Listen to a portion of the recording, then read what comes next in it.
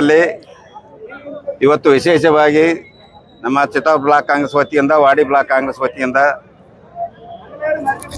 ಇವತ್ತು ದೇಶದ ಮಹಾನಾಯಕರಾಗಿರ್ತಕ್ಕಂಥ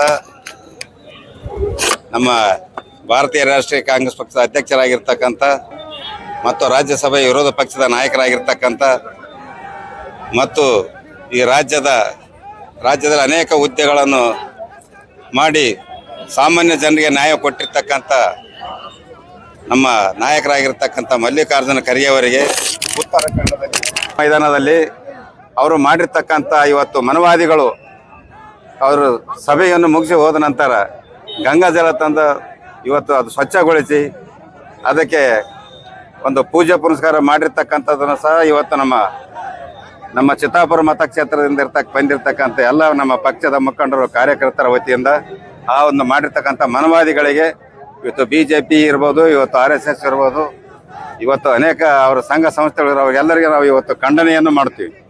ಯಾಕಂದರೆ ಒಬ್ಬ ನಾಯಕರಾಗಿರ್ತಕ್ಕಂಥ ಅವರು ಮಲ್ಲಿಕಾರ್ಜುನ ಖರ್ಗೆ ಅವರು ಕಾಂಗ್ರೆಸ್ ಪಕ್ಷದ ಭಾರತೀಯ ರಾಷ್ಟ್ರ ಕಾಂಗ್ರೆಸ್ ಪಕ್ಷ ಅಂತೂ ಮಾಡಿಲ್ಲ.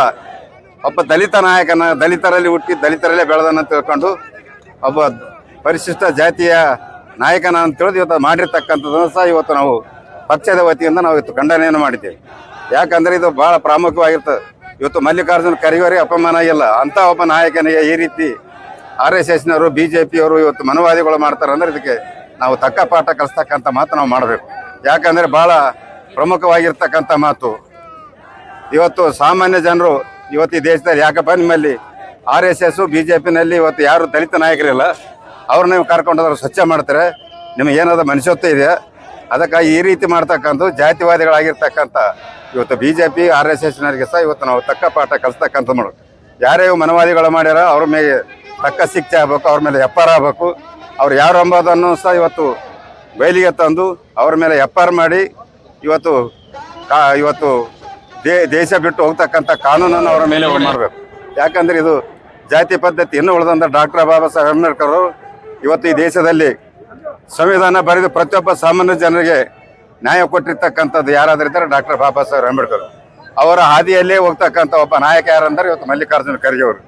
ಬುದ್ಧ ಬಸವ ಅಂಬೇಡ್ಕರ್ ತತ್ವದ ಮೇಲೆ ಇರ್ತಕ್ಕಂಥ ನಾಯಕರು ಯಾರಂದ್ರೆ ಮಲ್ಲಿಕಾರ್ಜುನ ಖರ್ಗೆ ಅವರು. ಅದಕ್ಕಾಗಿ ಇವತ್ತು ಅವ್ರು ಮಾಡಿರ್ತಕ್ಕಂಥದ್ದು ಸಾಮಾನ್ಯ ಕೆಲಸ ಅಲ್ಲ.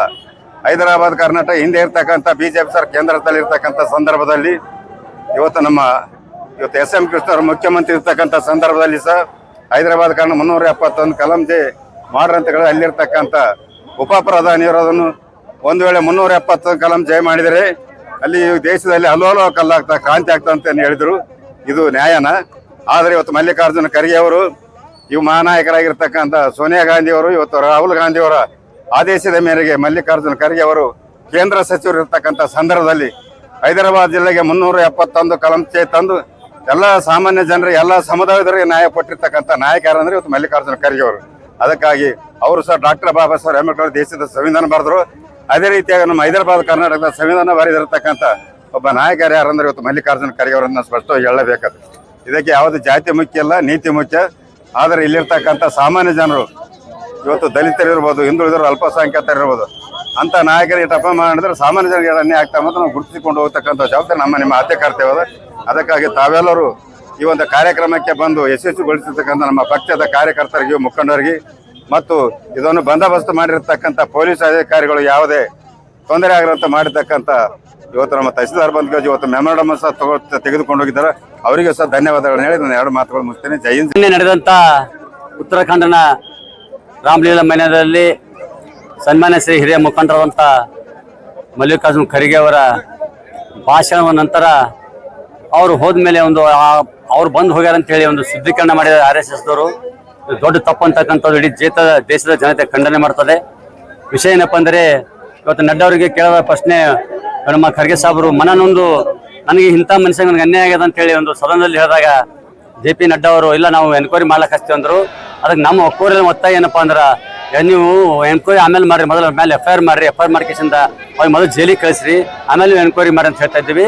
ಇದು ದೇಶದೆಲ್ಲ ಇಡೀ ಜಗತ್ತಿನಲ್ಲೇ ಭಾರತ ದೇಶ ನಾಚಿಕೆ ಪಡ್ತಕ್ಕಂಥ ವಿಷಯ ಇದು. ಯಾಕಂದ್ರೆ 21ನೇ ಶತಮಾನ ಸಹಿತ ಇಷ್ಟು ಜಾತಿ ವ್ಯವಸ್ಥೆ ಇದೆ ಅಂದ್ರೆ ಅದು ನಾಚಿಕೆ ಪಡ್ತಕ್ಕಂಥ ವಿಷಯ ಅದ.